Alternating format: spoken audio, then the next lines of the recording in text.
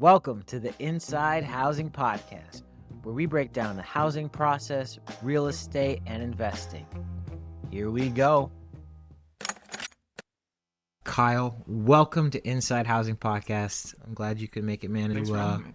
Taking the time. Yeah, glad to be here. So the first thing I like to do is just have you introduce yourself, the correct pronunciation of your last name. Absolutely. So Kyle Tetzlaff, I am the Chief Executive Officer / new staff member for the Vermont Association of Realtors and a new Vermonter. So when did you move here? You moved here for the job, right? Yeah, I moved here for the position, so I moved up here the end of October 2025. And you're coming from Kentucky, correct? Yep, Lexington, Kentucky, and then Florida before that. Okay, so tell me, what made you want this position?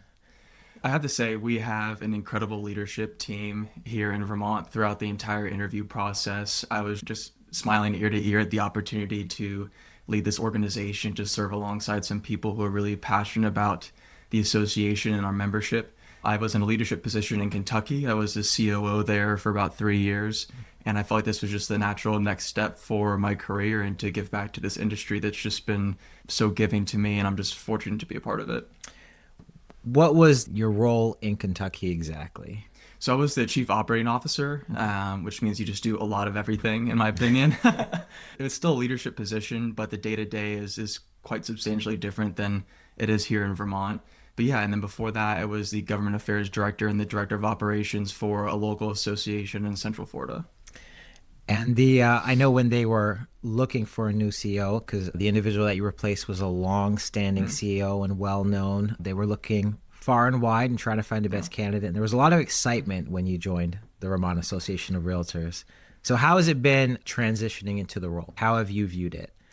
I appreciate you saying that. And Kathy Sweet, my predecessor, is an incredible person. I'm so happy that she's enjoying her retirement. She worked for the local association and the state association as well for decades. And it's really tough stepping into somebody's shoes that you respect. But thankfully, she left the association in a much better place than she found it and gave us a really good framework just to build from. It's been a great 7 or 8 months. I think the members have been very welcoming. I've been really adamant about telling staff and membership that we're not going to change, we're going to grow, because nobody likes change. But I think everybody wants to be better and to grow. So it's been a great 7 or 8 months so far. What was the biggest difference coming from Kentucky up to Vermont? Because you also, that's an interesting transition, is that not only a new role and a new position, but also an entirely different state. Yeah, so it's been, aside from geography, I think scale has just been the biggest shift for me. So in Kentucky, we had 13,000 members, just about 6 times what we have here in Vermont. I think in terms of the scale, I try not to let that be an excuse to think small. I still want to think big. I still want to have big picture items for our membership. The Leadership Academy is a great example of that. We have a really great state leadership academy that I'm proud of and an incredible inaugural class that I'll put up against anybody else's. But yeah, the geography is quite different here, and the culture, the economy, the environment, everything is quite a bit different than it was in Kentucky. But we have a lot of really passionate people in real estate here.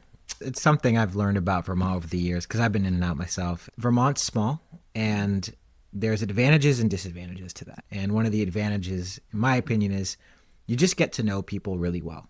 And the disadvantage is that anything you do, like one little change, has potentially more impact, because it's, what is the way they phrase it? They go per capita. But that could, for Vermont, that could be, 3 or 4 people. Yeah. So, all right, you're transitioning, you're coming to Vermont, and as you looked at the landscape, what were some of the things in the beginning that you were saying, okay, this is where I want to grow or do? Or was it more evaluating what this would be? Because, myself, when I stepped into a leadership position, I spent the first year just trying to figure it out, what it was, before I was like, okay, I want to do this, I want to do that. So how have you kind of looked at it? I think it's a little bit of both. And I was fortunate to come into a state where we haven't had a strategic plan in about 3 or 4 years. So I was able to really get my hands dirty and figure that out and work with our staff and leadership to see where we want the organization to grow towards. And honestly, SentryLock and the E-Key transition was one of the biggest priorities coming into the position. 2 weeks on the job, we had our annual meeting down in Southern Vermont. And then the next week, we're in Houston at the NAR NXT conference, meeting with the different electronic key and lockbox providers having to sort that out for our members. And getting that transition underway was one of the largest projects we were taking on outside of advocacy, communication, education, networking, all the other assets that our association provides our members. I have to say you did a really good job with that. For anyone who doesn't know, getting access to homes, that's one of like the fears, right? Can I get inside of this home, and how do you secure it? And, the Bluetooth connection, all that. So I think, being able to have SentryLock and everyone in the state can use it if they choose, I thought was pretty good. I appreciate it. Yeah, I mean, we have a really small team here in Vermont. We have 4 staff members plus a part-time communications consultant. So having to do a lot of that heavy lifting was not easy. So I really appreciate you saying that. And I think for the most part, our members were really gracious and patient throughout the transition, because if Vermont didn't take that on as a state association, our members wouldn't have that access to homes that you're talking about. So thank you for saying that. All right, so let's kind of go back, because a lot of people listening in, they're both inside the community, right? Realtors and, inspectors, all that, but they're also they're just consumers. So what, if you had to define the Association of Realtors in Vermont, what is their role? How would you explain that? Yeah, so our mission statement is to empower our members to succeed and to be the voice for real estate and to protect private property rights. So those are a couple quick items there that tie back to our mission statement. I think for any trade organization, advocacy is the most important piece, and then your most important function as a group. Being able to do that on a statewide level is really important for our members, our consumers, and all of the ancillary businesses like our inspectors, our appraisers, our mortgage lenders, and everything like that. So being able to advocate for your industry with one voice, I think, is the most important aspect of any trade organization. But other than that, we provide a lot of tools to help our member get to the next transaction. So we offer Forewarn for our members' safety. We offer Dot Loop for contracts. We offer forms ourselves. We have a really strong adoption of statewide forms in Vermont that not all states have. So hold on, unpack that a little bit, because not everybody understands that the forms that we're using in the state are uniform.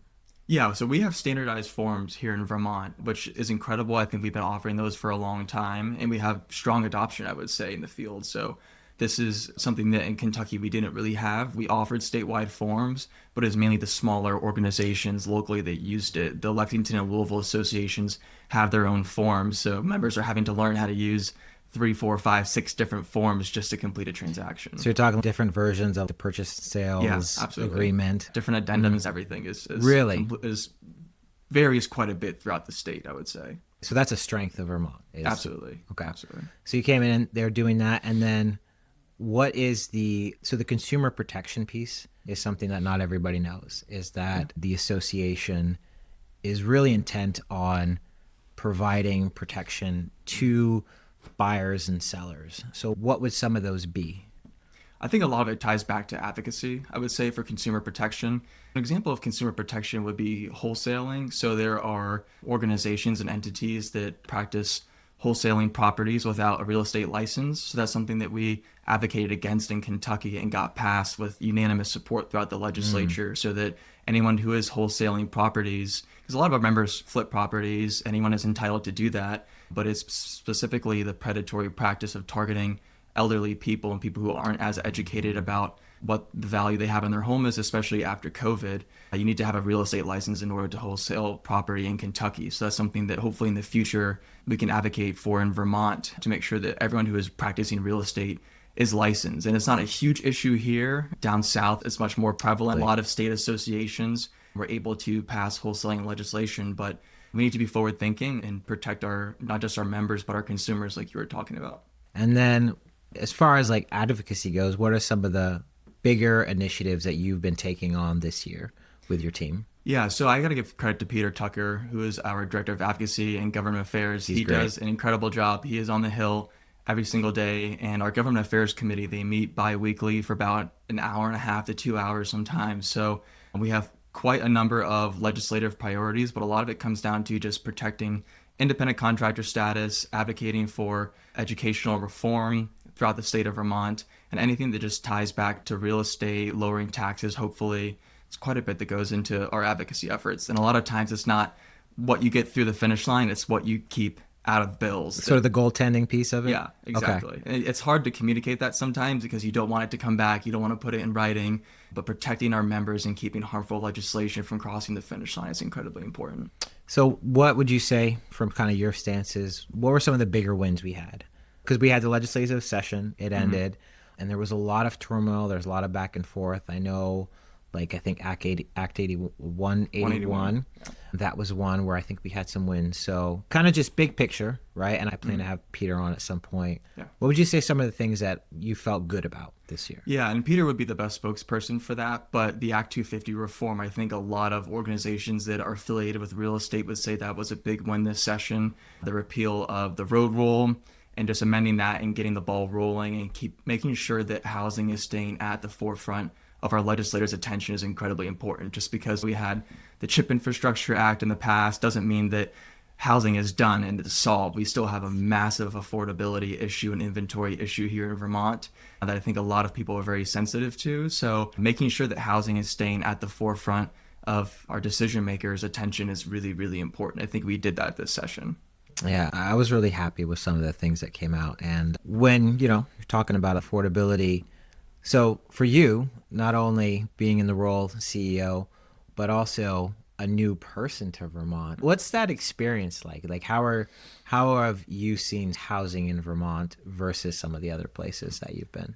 Yeah, I think it's really interesting because just to give you some personal stats about this, in my neighborhood right now in South Burlington, you can't find a townhome for under 650, 700.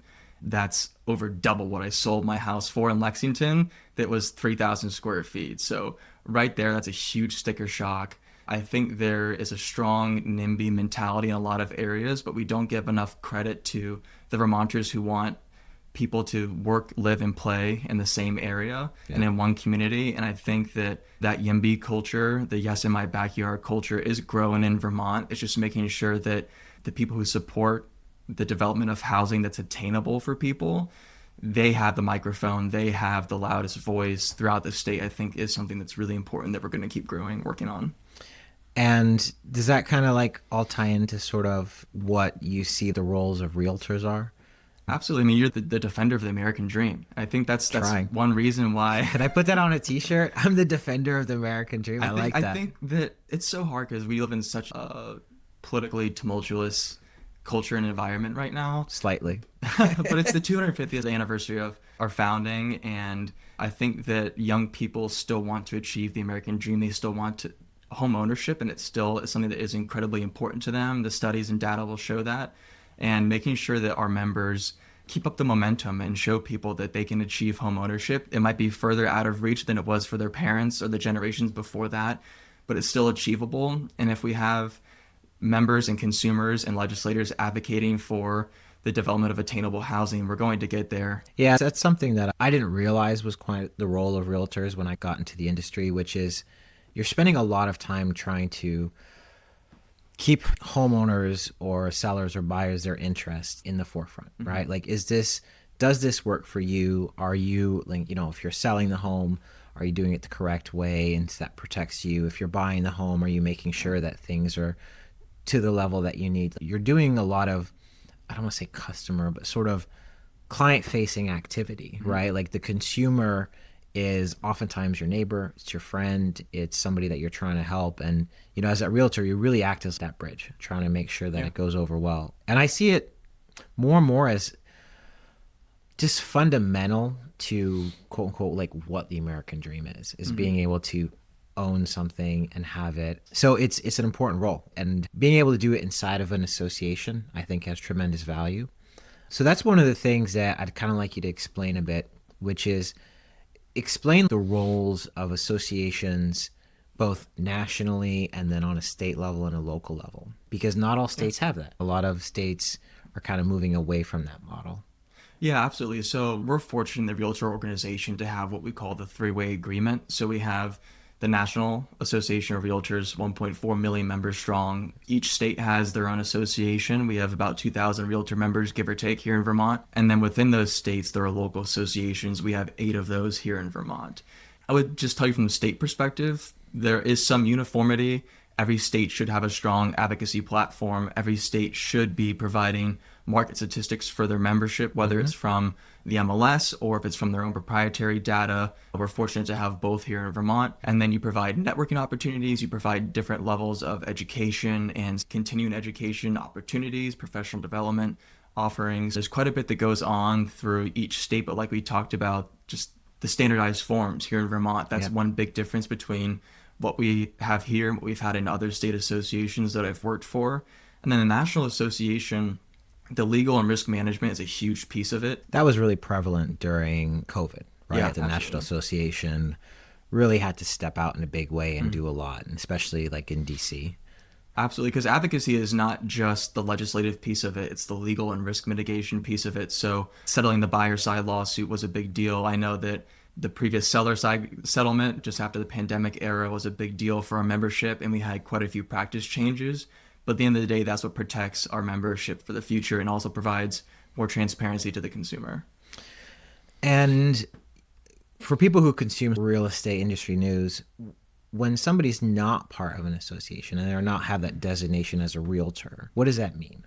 I think it's your level of professionalism. In my opinion, I think that our realtor members should be in the same conversation as CPAs, honestly, with the education that you go through and the professional development that our members take on, and just the various requirements, not only to maintain your license, but to maintain your realtor membership. I think that's what sets our realtor members apart just from a realtor practitioner. And it's the code of ethics that they're bound to. So any consumer or member of the organization can file a complaint against a realtor that they believe violated the code of ethics. And I think it's that collective nature and environment that allows our members to hold each other accountable is something that I think is really profound about the realtor profession in our industry. And if someone doesn't know exactly what you mean by the code of ethics, what do you mean? Is that coming from the state? Is that coming directly from NAR? Does it go down? That's coming from the National Association of Realtors, so they can amend the code of ethics by a vote of the delegate body, which is essentially the local association president for every association in the country. It's very, very rare that happens.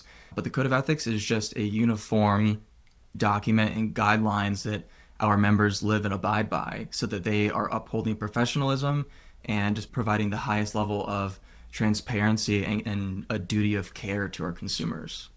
So that's another thing that is part of the association. So really, another way to put it would be, if somebody is a realtor, as part of association, you as a consumer know that they are abiding by a certain code and that they have to have some sort of guidelines, guardrails, right? So that, to me, that's important. It's really important that people sort of understand that difference. And then, and this might be like a tricky question, but a lot of the stuff that's been in the news the past few years had to do with the settlement and the lawsuit. So how do you think that's kind of affected things, just more broadly?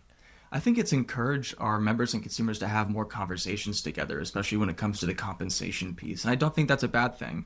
I think that the more transparent you're able to be with your clients and your consumers, the better.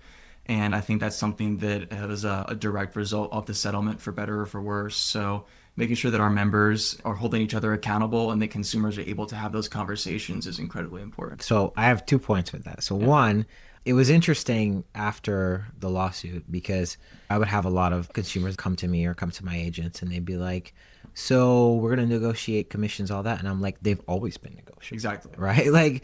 And they're we like, didn't amplify that enough. Yeah. You know what I mean? That's something that was just an unsaid piece of that conversation for a lot of people. So commissions always have been negotiable, but now we have to have that direct conversation with the consumer as realtor members. Yeah. So I think that's actually been a positive, right? And I think Vermont was slightly ahead of the curve in other ways too. We always had buyer agreements in place and stuff like that before we did certain things. And I was actually shocked to hear that people were going full through transactions and didn't have agreements in place. I was like, where is that happening? And I think it was like places like California and all that. A lot more places than you would think of, for sure. Yeah, I didn't realize that. I was really quite surprised to hear that was the way other states were doing it. So it's one of those where sometimes Vermont is ahead, even though they say that things always come to Vermont last. So that line between sort of realtors, non-realtors. So then as you sort of sit leading the VAR and working behind the scenes to keep everything moving, what are the roles inside the VAR that are super important to keeping it flowing well? I know we have the president, Jennifer, she's fantastic, but there's a lot of other positions. So how would you break down and describe your team? Yeah, so we have a strong relationship between our staff and our volunteer leadership. So the way our governance structure here works in Vermont, we have a board of directors of 19 members. Within that, we have the leadership team or the executive committee, which consists of the president, the vice president, the immediate past president, your treasurer, and then you have one executive committee appointee that is made by the president, and then myself. So we meet about every month, and then we meet directly before the board meetings as well, just to make sure that we are operating and firing on all cylinders, and now we're following the strategic plan and the business plan within that. So we also have a number of committees. We have an education committee, a government affairs committee, a member engagement committee. We have several that are able to assist our staff with the day-to-day operations and our initiatives as an association, and to provide the insight to see what our members really need out there in the field. And the volunteer committee, right? How do, for realtors out there listening who are interested, how do they get a part of that? How does that work? Because 19 members in total plus your leadership executive portion. Mm-hmm. So how does that work? And it's pulled from various parts of the state, experience levels. So each local association, we have 8 in Vermont, they get a certain amount of representatives on the board of directors based on their membership size. So reaching out to your local association to see if there's a director's seat available would be a great opportunity to do that. I actually serve on the NVRA board of directors. Yeah, so we'd love to see you move up to the state association board of directors. Other than that, our committees are a great opportunity to serve if you want to give back to the association and the industry. This is the first year we're actually going to launch committee applications, so you'll see that later this summer. And then the Leadership Academy is a great one too. Really hoping to make that an annual occurrence. Again, I love our inaugural class. You guys are such a strong group, such great camaraderie. I always joke with our members and our speakers that if I have 45 minutes budgeted for a presentation, I need an additional 45 for questions, because you guys are so inquisitive, and I love that. So that the Leadership Academy for the state is another great opportunity to get involved as well. This is something I've seen also on just the local association level, is getting participation and engagement from, because we have 2,000 members, right? Was there difficulties with that in like the other states that you're working for? Do you see that as kind of like just in general the realtors, because they're all over the place, they're working, they're busy, you got independent contractors? How would you gauge kind of Vermont's participation? I think member engagement is a tough ask for any association, to be honest with you. You see that across the country in every state and every locality. Increasing the number of members who want to volunteer and give back is really, really tough. But I think you have to show our members that it's worth the investment. I think that the networking opportunities and building that statewide network here in Vermont is why so many of our members get involved, and just building that referral network, being able to call somebody when you have an issue with a transaction or you have a question and you don't want to call someone within your brokerage or someone else in your community. Being able to get a diverse array of perspectives is something that I think a lot of our members who get involved at the volunteer level appreciate. So that's just one great aspect of being involved. But just showing people that it's not a sacrifice of your time, it's an investment, is the key to growing your member engagement. What would be, because so I've seen that. We talk about that a lot on the local association level, which is having people come and be a part of it. Actually, recently, funny story with us, the NVRA had their annual burgers and beers at the John's Club, and I won the beer tower. So thank you for dropping that. Yeah, absolutely. But that was one of those things where it was good to see members engaged. And I've noticed on the brokerage and agent level, you can usually see some of the best performing agents tend to be the ones you see most often. I think there is some sort of a correlation between being active, part of the associations, the committees, the meetings, the networking, that helps you as an agent just perform better. I always try to encourage, especially everybody on my team, get involved, right? Because if you're involved and you're hearing the conversations and you're in the room, it's going to give you more tools to give to clients and consumers. So I really see that. So hopefully we can keep up with member engagement and how many people are doing their part. Absolutely. I think you guys had a great turnout at the Burgers and Beer event for NVRA. It was a pleasure to be there. Multiple of our local and state leadership were there as well. And I think part of what you're saying is just expanding your network is huge to a realtor's success. I think it's critical. And you have something to learn from everybody, no matter what their experience is. And I think part of the beauty of real estate and our realtor practitioners is that everybody has a different background. Very few people, unless you're a second or third generation realtor, got involved from an early age. So everybody has a different background. I know you do. I'd love to hear more about that. So I think everybody has something to learn from someone else. And especially when it comes to leadership, there's always tips and tricks and skills you can learn from someone else. No, there is. So how long have you been connected to real estate? I grew up in this industry, I like to Okay. say. So I'm 27 years old. When I was either 18 or 19, I started off just working at the front desk of the local association in Florida. I was just answering phones. I worked at a department store before that.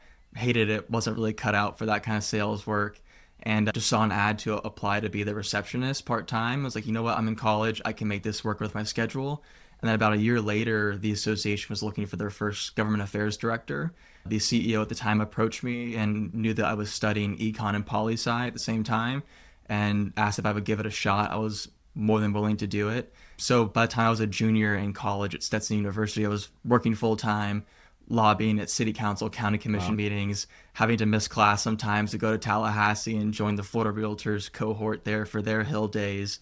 And then my senior year, I was the director of operations for the association. And then you just kept moving up. Yeah, absolutely. So at that time, I got to give a shout out to my former boss, Josh Summers. He was the CEO for a local association in Florida for a couple of years. And then when he got the CEO job in Kentucky, he brought me up there with him. So it was an incredible opportunity. It's tough moving further and further away from family, but having that initial partnership and relationship there and that mutual trust, I think helped us both succeed quite a bit. And so your family's back in Florida. Yeah. So I got family in Central Florida, Mount Dora area, just north of Orlando. And then my brother and my nephews all live in the Chicago area. Okay. And so then you somehow ended up in Vermont. I know, my mom's going to kill me. I keep moving further and further north. She's like, next thing you know, you're going to be in Canada. I live up in Canada. My family and I were up near the border. So I'm like, I love being close to Montreal. It's great. It is. You just pop up there on the weekend and no problem whatsoever. So you're back here. This is just a path that you've been on, which is sort of advocating for real estate on this level. Has there been any challenges sort of being younger in this industry and sort of like the amount of responsibility that's on your shoulders? I mean, because you handle it so well. And, I appreciate you saying that. Thank you. and it's, I know it's not easy. And, I felt that, right? You're coming in and you're trying to shape things in a certain way. And I have learned, for better or worse, that realtors are some of the smartest, most driven people that I've met. And because it's a career field where people are coming from such diverse backgrounds, they're bringing all sorts of levels of experience. Yep. So it's difficult to know, like, if you're always doing the right thing. So do you feel, you must be really excited for what's coming up as you kind of close out your first year? Yeah, it's been the opportunity of a lifetime. I have to say that. And I think definitely being on the younger side puts a chip on your shoulder because you are having to work with people that might be 2 or 3 times your age. And sometimes they have to take your direction and you have to lead them.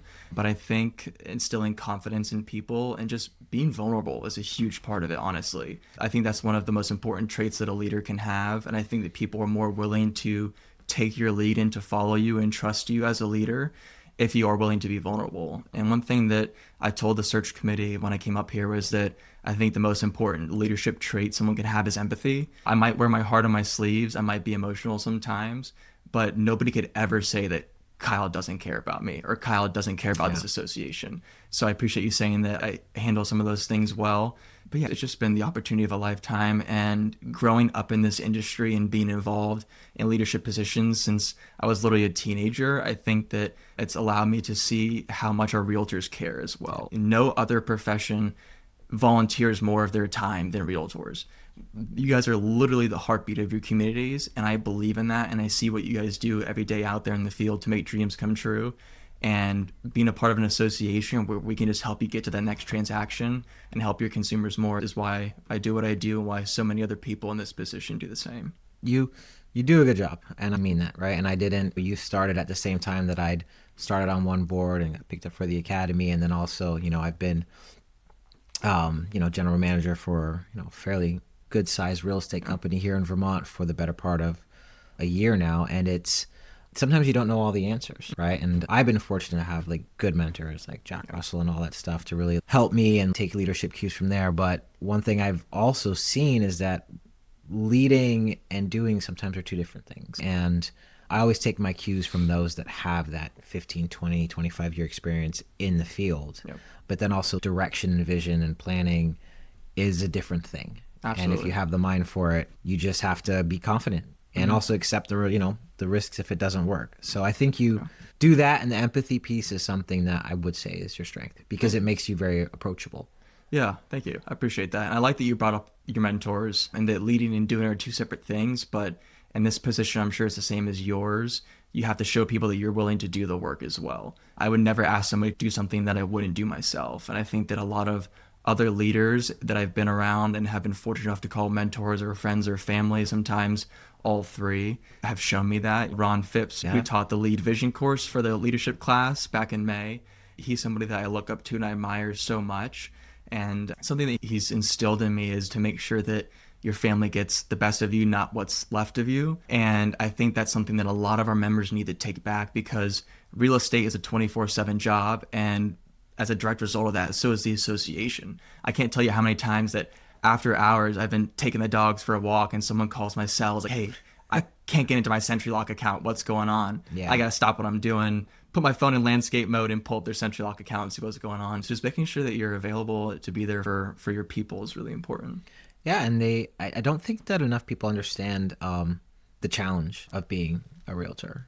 We often think of, or my perception has been, a lot of people sort of have this vision as realtors as a group as just flashy, say a lot, want a quick sale, and then it's done, and it's easy. Yeah. And I don't think what people realize is you are often interacting with people during some of the hardest or most important transitions of their lives, right? Like if you think of, to me, the big three, which is potentially upgrading from renting to owning or starting a new family or whatever gets you that first step to home ownership, right? That's a big transition, a big decision. Oftentimes you're dealing with family separations and divorce and the splitting of assets, and that's deeply emotional. And then oftentimes death, right? And so you have these like really big emotional triggers, and It's a lot of baggage to carry. it is. And as realtors, I tell people, or I tell new realtors, they're like, well, what should I study? And I'm like, study psychology. Yeah.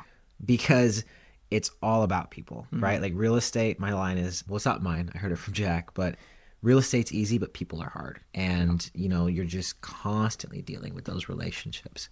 Something that our members don't sell themselves on enough is the human connection. In a world that is consolidating around us and becoming increasingly artificial, I think our members that emphasize their human connection will be in this for the longest time, because like you said, you're dealing with death, divorce, family separation. Being there for somebody while also helping facilitate the largest financial transaction of their lifetimes is what builds that lifelong relationship and connection. It's super important. So I wanted to make sure I asked you this. So you and your team and the leadership team just came back from DC. Yeah. And there was some big momentum around this federal legislation that was going to hopefully improve, fix some of the bigger things to do with making homeownership easy. So you want to kind of talk about what that was and how it went, and then we'll talk about where it is in a second. So we had 3 different key legislative priorities for Hill Day, and for those of our members in the audience that are realtor members or consumers, every year in May or June, it depends, NAR has their legislative meeting. So this year we had about 8,000 realtor members from across the country gather in Washington, D.C. We had 13 from Vermont, which is a really strong turnout from our state association. And we had Hill visits. So basically, we took one day, June 17th, and met with both senators and our representative from Vermont in their office. The House wasn't in session, so we met with their staff. But we had at least about an hour with Senator Welch and his team, which was an incredible opportunity just to advocate for home ownership. So a big part of that was the 21st Century Road to Housing Act, which has about 45 different components, I think too many to list and count in one podcast episode, that basically cut red tape and make it easier for housing development to get off the ground, and an array of other issues. And then fighting the home equity tax is another big one too that we're hoping to get across the finish line soon. And so there was a huge push. I haven't checked the papers today, so I don't know on the current status of it, but I remember seeing the push and the initiative and to have something bipartisan come through and to make it all the way to that final place and not get signed. I just have to say I was so irritated. I saw your video. Yeah, I was glad to see our members. Like, I love when you guys post things like that because it ties back to advocacy. And that's something that I think is so hard to quantify as a member value, because 411's great, the tech helpline is great. Those are tangible things that you can hold and feel that help you as a realtor. But advocacy is what makes this engine go. So seeing people like yourself that are leaders, not just in our association, but our community, tackle that and speak openly about it means a lot. So thank you for doing that. I see it more and more that one of the biggest things that affects real estate the most is politics, right? And because we live in times that are often hyper political, right? And we're constantly divided over one side versus the other, the things that would benefit almost everybody, they get hijacked sometimes. And I just think I don't think it's the way that politics should actually be, right? And I do credit Vermont for this, right? I credit sort of our governor being able to manage both sides of the aisle. And I think some of the things legislatively should really be just clear decisions that it doesn't matter, right? It shouldn't matter if you have an R or a D in front of your name. You should be able to get those through because your people need them. So it's a dream that maybe one day on a national level we can get there, but that's maybe a whole separate podcast. If you're not on the table, you're on the menu. That's just a great way to summarize. I got to write that down. That's not me. That's been around for decades. But yeah, if you're not on the table, you're on the menu. And that's why I encourage all of our members to advocate and to invest in the industry that we all care so much about. Yeah. My saying for that is, because a lot of people say, oh, I don't want to get involved in politics. I'm like, and they're like, I don't want to play the games and stuff. I'm like, the game's even played. Yeah. So either you play it or it plays you. Yeah. Right. So, but I like your saying. I like your saying. That's pretty good. They get to the same conclusions. It just depends on how you word it. All right. So a couple things as we kind of wrap up. One, I had this up and I wanted to just make sure I hit on it. So you have a hidden talent in, is it filmmaking? Yeah, a little bit. Okay. So where is that? Can we expect some pretty awesome videos coming out of VAR? I hope so. We need to budget for them. First of all, one thing that, just to dive back to previous experience, we did a lot of home buyer and seller testimonials in Kentucky, where they're like, if you've ever seen those Chick-fil-A commercials, I know that we don't have Chick-fil-A here, but where the employee sits with a customer in the booth and has an honest conversation. We did a lot of those similar style videos. And I love to do that in Vermont because we have so many members that go above and beyond for their clients, and to have that honest conversation, to tell that story is a big deal. Our members need to be telling their story. But yeah, so filmmaking, when I was at Stetson University, I took a class called Writing About Film. We watched 12 classics, had to write essays on them. And that kind of just inspired this passion for filmmaking and to just tell and create stories. So I met a good friend named Ivan that has an independent film company, still does it. He's working on his first feature film that'll be out later this year that I have a teeny tiny small part in. But I've had the privilege of directing several short films that have been in festivals. Oh, that's awesome. Yeah. All right. I'm going to track some of those down. Yeah. I'm going to find them. I'll send them to you. Yeah. The good ones. And I guess the last thing I'll say is congratulations. I know you have a wedding coming up at some point this year. Yeah. August 28th. Yeah. The love of my life. She's just my rock. And I'm so thankful that she was more than willing to move up here and to be a part of this journey. It's been incredible. Congratulations on that. Thank you. And the last thing is, what are some of the big events coming up for the end of the year that anybody should make sure they have on their calendar? Yeah, so not sure when this will drop, but July 15th, we have our legal hoopla in Killington, Vermont. We'll have 3 different attorneys basically crafting a story of a transaction and all the places it can go wrong and how it gets passed off from attorney to attorney. So really looking forward to that event. And then our annual meeting will be here in Burlington, October 29th and 30th. All right, so mark your calendar. Yeah, absolutely. All right, Kyle, I'm really, really glad you could make it in today. I appreciate it, and we'll have to do this again next year. Absolutely. Thank you. All right. Appreciate it. Thanks for having me.